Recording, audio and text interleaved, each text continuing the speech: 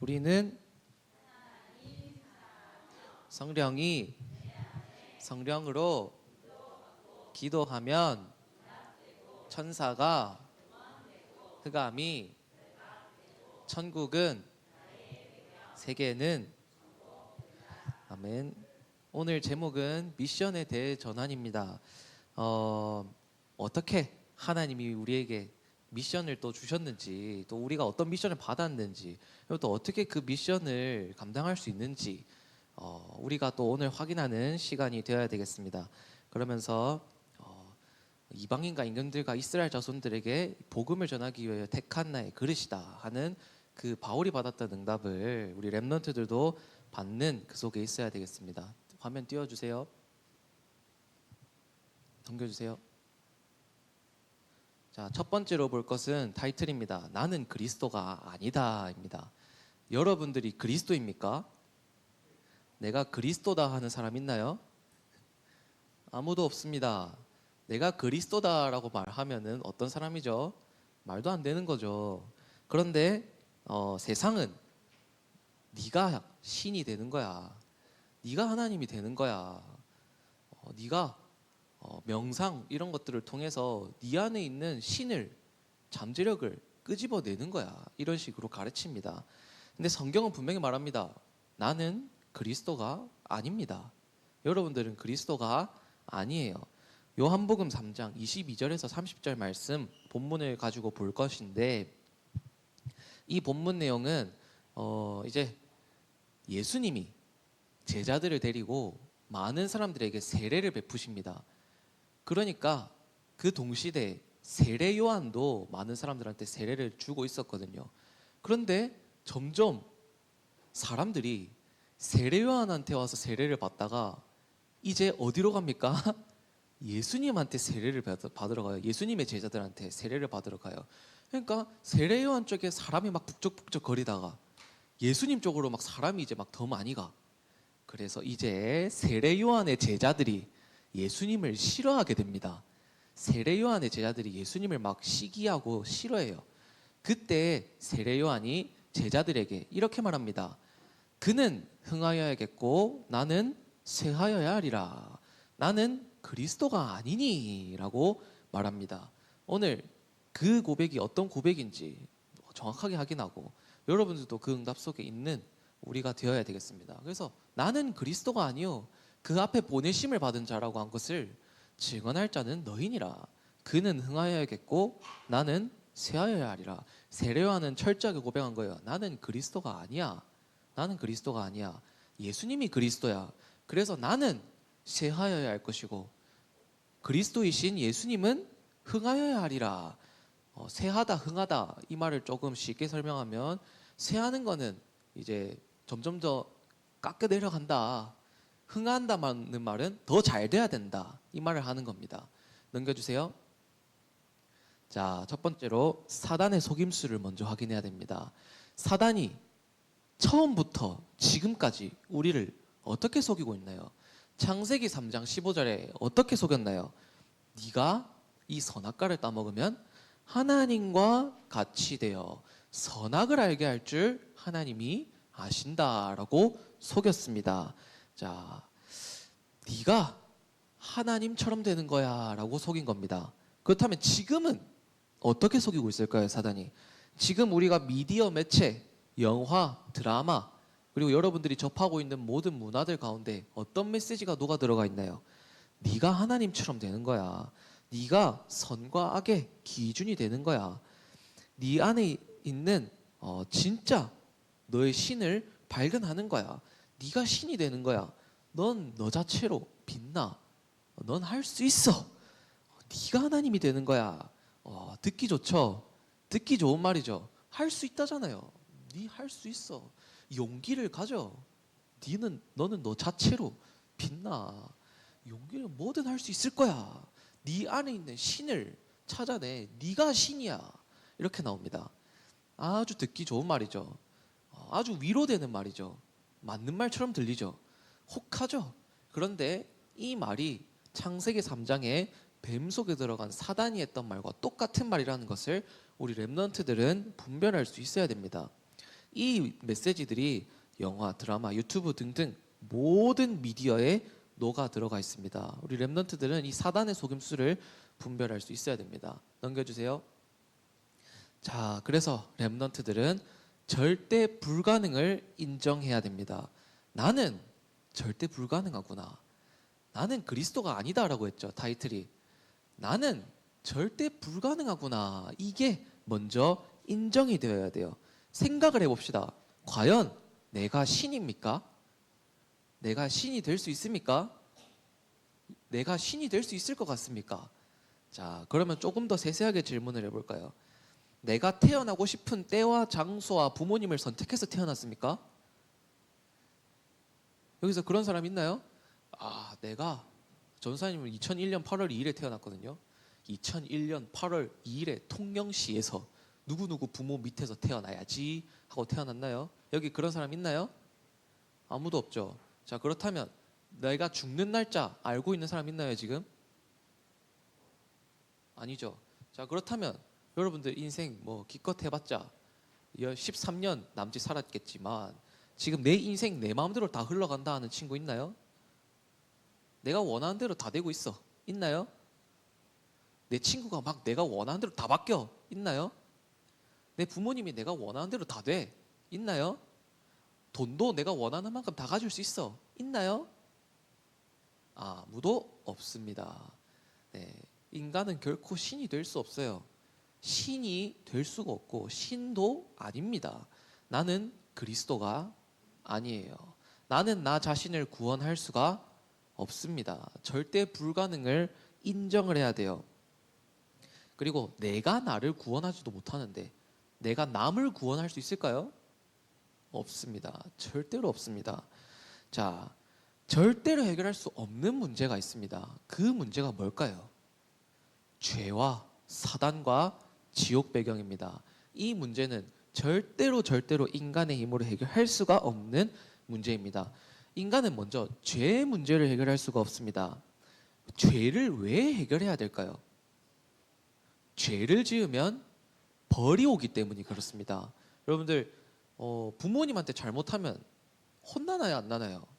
혼나죠. 그리고 반대로 여러분들 학교에서 잘못하면 선생님한테 혼나나요, 안 혼나나요? 혼나죠. 죄를 지으면 벌을 받게 되어 있습니다. 형벌이 있어요. 그래서 죄를 해결을 해야 돼요. 자, 그런데 성경에서 말하는 가장 중요한 죄는 뭘까요? 성경에서 말하는 가장 중요한 죄는 하나님을 떠난 죄, 원죄입니다. 그 죄의 형벌이 뭐라고요? 사망입니다. 죽음입니다. 영이 죽었고 정신도 죽었고 몸도 죽습니다. 죽음이 형벌이에요. 그래서 죄 문제가 해결이 되어야 돼요. 그런데 내가 내 죄를 해결할 수가 있습니까? 착하다고, 봉사 많이 한다고, 헌금 많이 한다고, 찬양 열심히 부른다고, 예배 안 빠진다고 그 죄가 해결이 될까요? 안 돼요. 우리의 착함과 선함과 경건함으로 절대로 그 죄가 해결이 안 됩니다. 그렇다면 남이 내 죄를 해결해 줄 수가 있나요? 아니요. 남도 내 죄를 해결해 줄 수가 없습니다. 그래서 절대 불가능입니다. 그리고 사단을 이길 수가 없습니다. 자, 인간이 하나님을 떠난 죄를 지은 결과로 마귀 자녀가 됩니다. 사단의 속임수에 속아서 인간이 죄를 지었기 때문에 사단의 손에 잡히게 된 것입니다. 사탄 마귀는 인간에게 결코 좋은 것을 주는 존재가 아닙니다.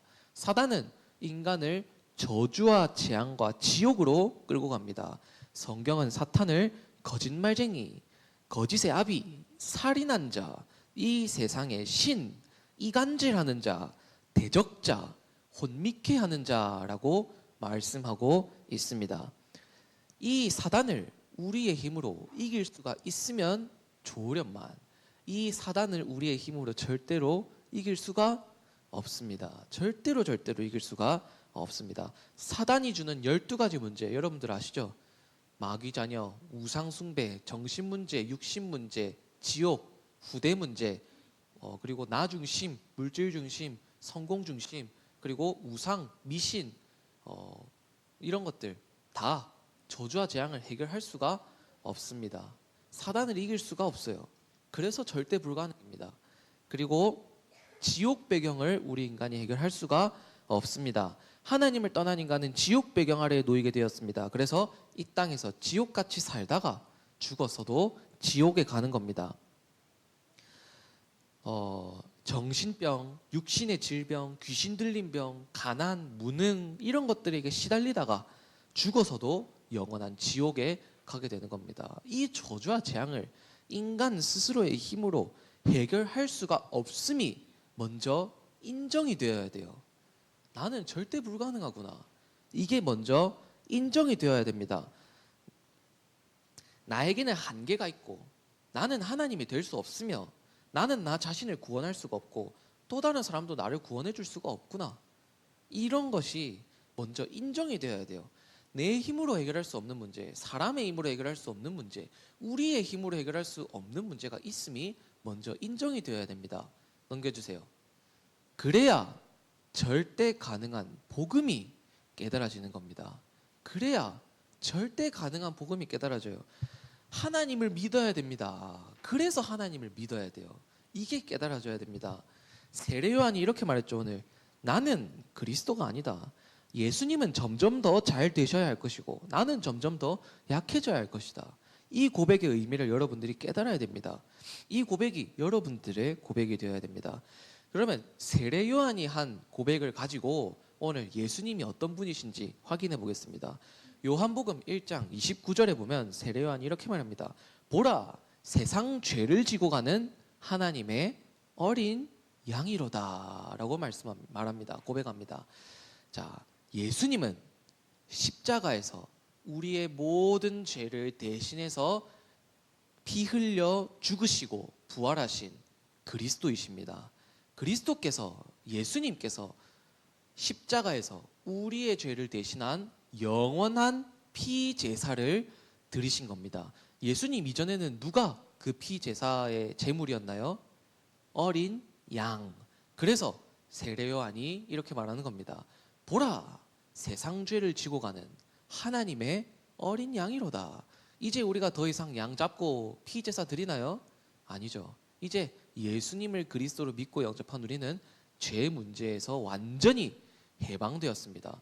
죄로 인한 저주와 재앙, 거기서 완전히 해방되었습니다. 우리는 사망이라고 하는 형벌에서 벗어나 영원한 생명을 얻었습니다. 그게 예수 그리스도의 복음입니다. 하나님이 열어주신 구원의 길인 복음만이 우리를 구원할 수 있는 절대 가능한 길입니다. 그리고 마가복음 1장 8절에 세례 요한이 이렇게 고백합니다. 나는 너희에게 물로 세례를 베풀었거니와 예수님은 너희에게 성령으로 세례를 베푸시리라 라고 말합니다. 하나님의 성령이 역사하시면 예수님이 그리스도이심이 믿어지게 되고 그 은혜로 인한 믿음으로 말미암아 구원을 받고 하나님의 자녀가 되는 것입니다. 하나님의 자녀로, 마귀 자녀에서 하나님의 자녀로 신분이 바뀌는 거예요. 사단의 손에서 완전히 해방되는 겁니다. 하나님의 영인 성령이 임하시면 흑암 세력은 저절로 떠나갑니다. 성령과 악령이 같이 있을 수 있나요? 흑암과 빛은 공존할 수가 없습니다. 성령이 임하시면 흑암 세력은 여러분들을 더 이상 지옥으로, 저주와 재앙으로 끌고 갈 수가 없습니다. 여러분들, 그래서 여러분들 마귀 자녀에서 하나님의 자녀로 신분이 바뀌었습니다.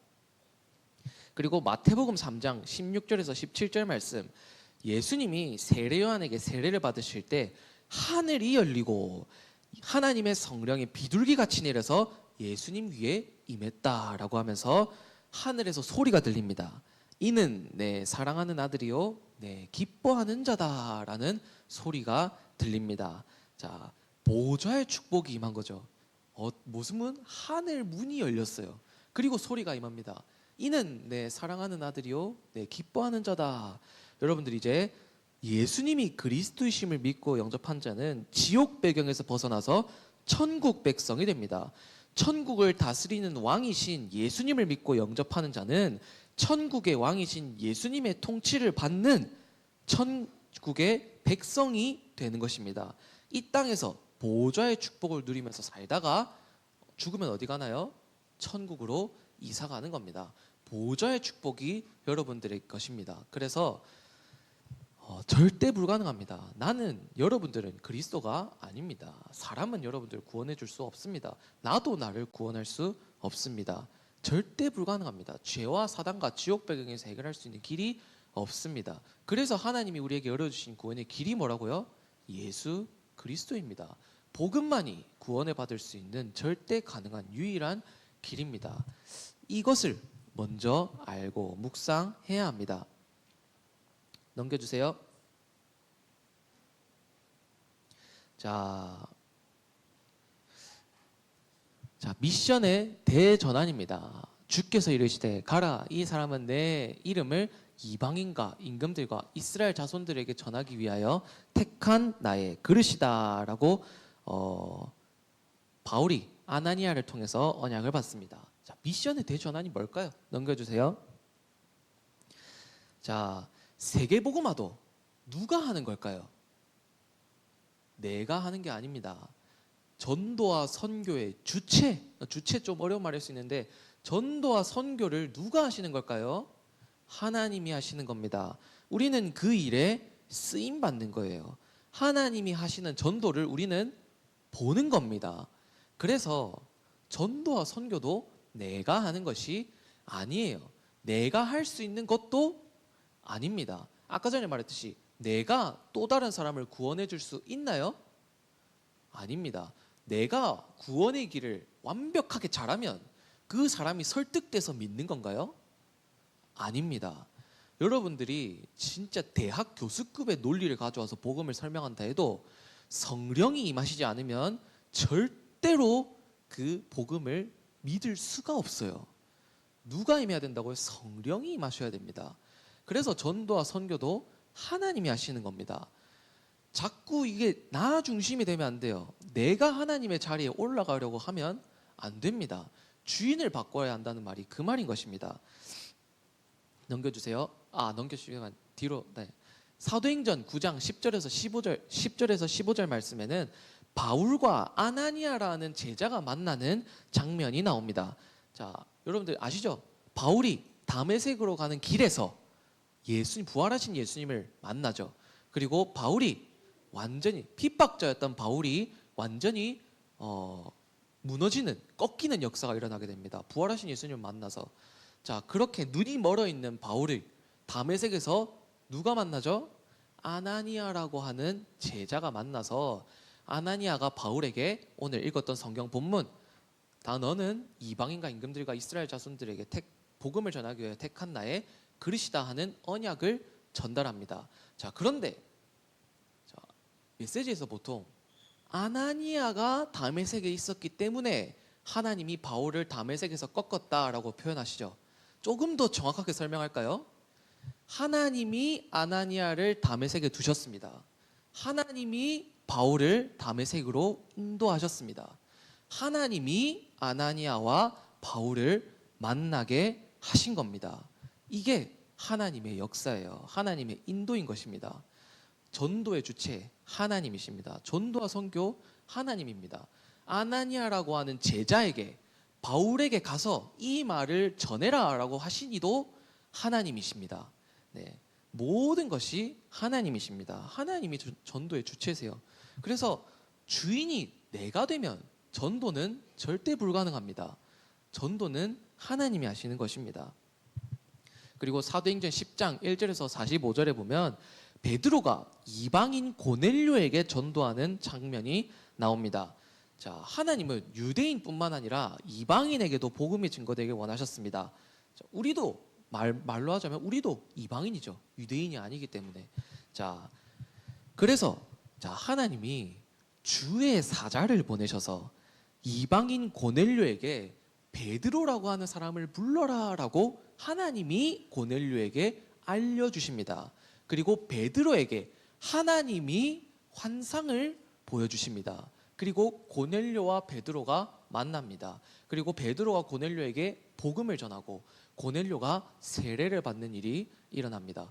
고넬료에게 마가다락방에서 임한 그 성령이 똑같이 임하는 역사가 임하게 됩니다. 자, 그리고 베드로가 봅니다. 아, 이방인에게도 성령이 임하네. 이걸 보게 된 거예요. 자, 베드로와 고넬료의 이 만남도 누가 인도하셨죠? 하나님이 인도하신 겁니다. 고넬료에게 누가 역사하셨다고요? 성령 하나님이 역사하신 것입니다. 이것을 우리는 보아야 합니다. 사도행전 11장 11절에서 18절에 이제 이방인 고넬료에게 복음 전한 것 때문에 당시의 유대인들이 베드로를 불러서 막 따져 물어요. 왜 이방인에게 복음 전하고 같이 식사하고 하느냐, 이렇게 막 따져 묻습니다. 그러니까 베드로가 뭐라고 하냐면, 아니, 우리에게 임한 성령이 이방인 고넬료에게도 동일하게 임하더라 하는 것을 베드로가 증언합니다. 자, 성령이 임하신 것을 베드로가 증언한 것입니다. 하나님의 역사를 베드로가 어떻게 보면 포럼을 한 거예요. 증거한 겁니다. 그리고 사도행전 11장 19절에서 30절 말씀에 하나님은 안디옥 교회를 세우셔서 본격적으로 이방 선교를 하게 하십니다. 바울과 바나바를 세우셔서 완전 이방인에게도 복음을 전하게 하십니다. 사도행전 11장 21절에 보면 헬라인 즉 이방인에게도 복음을 전하는데 주의 손이 함께 하셨다라고 성경이 분명히 말하고 있습니다. 선교할 때 누구의 손이 함께 하셨다? 주의 손이 함께 하셨다. 전도 선교도 누가 하는 거라고요? 하나님이 하시는 겁니다. 사도행전 12장 1절에서 25절에 보면 베드로가 감옥에 갇혀서 죽는 날 사형 선고를 받아요. 죽는 날을 그냥 기다리고 있게 됩니다. 그 사형 선고를 내린 사람이 이제 헤롯이라고 하는 왕입니다. 자, 그런데 베드로가 죽기 직전까지 가니까 교회에 사람들이 모여서 한 곳에 모여서 합심으로 기도하기 시작합니다. 그때 어떤 역사가 일어나냐면 하나님이 주의 천사를 보내셔서 베드로가 갇힌 옥문을 여는 역사를 일으켜 주십니다. 자, 이거 사람이 할 수 있는 일인가요? 베드로가 갇혀있던 옥문이 열리고 베드로에게 묶여있던 사슬이 풀리고 베드로를 옥 밖으로까지 인도해내 줍니다. 천사가. 이게 사람이 할 수 있는 일입니까? 아니요. 하나님이 하신 일인 겁니다. 자, 그리고 어떤 역사가 일어나죠? 하나님이 헤롯 왕을 그날 밤에 불러와 버리십니다. 이게 하나님이세요. 복음을 막는 자는 하나님이 그냥 불러가셨습니다. 그날 밤에. 여러분들, 이게 하나님의 역사입니다. 우리와 함께 하시는 이 하나님이시고 전도 선교의 주체도 하나님이십니다. 자, 그야말로 이제 정말 나는 절대 불가능하구나. 하나님이 열어주신 그 복음 구원의 길이 나에게 절대 희망이구나. 절대 가능이구나. 나에게 복음 필요하구나. 우리 가정에도 복음이 필요하구나. 내 학교에도 복음이 필요하구나. 내 친구들한테도 복음이 필요하구나. 내 힘으로 전도 선교하는 것도 아니구나. 하나님이 나와 함께 하시는구나. 하나님이 내 인생의 주인이구나. 하나님이 인도하시는 전도를 보아야 되겠구나. 성령의 인도를 보는 전도를 해야 되겠구나. 좀 어렵게 말하면 이것이 진짜 여러분들에게 결론이 나야 합니다. 넘겨주세요. 자, 우리 서밋스쿨 지금 2주차째인데 계속 세상의 문화의 흐름을 보면 어떻게 가고 있죠? 네가 신이 되는 거야. 하나님은 죽었어. 네가 하나님이 되는 거야. 라는 흐름 속에 있습니다. 그 세상 속에서 우리 렘넌트들은 좀 이상한 말로 들을지 모르겠지만 철저하게 절망해야 됩니다. 그리고 철저하게 희망을 가져야 됩니다. 철저하게 언약을 붙잡아야 돼요. 그게 뭐죠? 나는 절대 불가능하구나. 그래서 절대 가능하신 하나님을 믿어야 되는구나. 하나님만이 내 인생의 길이고 예수 그리스도만이 내 인생의 해답이구나. 나는 하나님 자녀구나. 하나님이 내 인생 문제 해결해 주실 수 있구나. 하나님만이 내 인생 진짜로 책임져 줄 수 있구나. 이 답이 나와야 합니다. 여러분들, 하나님을 믿는 예은교회의 렘넌트들이 되시길 바랍니다. 그래서 정말 절대 불가능한 나, 절대 가능한 복음, 그것으로 나를 전도하시기 바랐고, 그리고 하나님이 하시는 전도를 보는 한 명 전도에 쓰임받는 렘넌트들이 되시길 기도합니다. 성구 함성한 친구 있나요? 자, 하겠습니다. 시작. 고린도전서 3장 16절 말씀.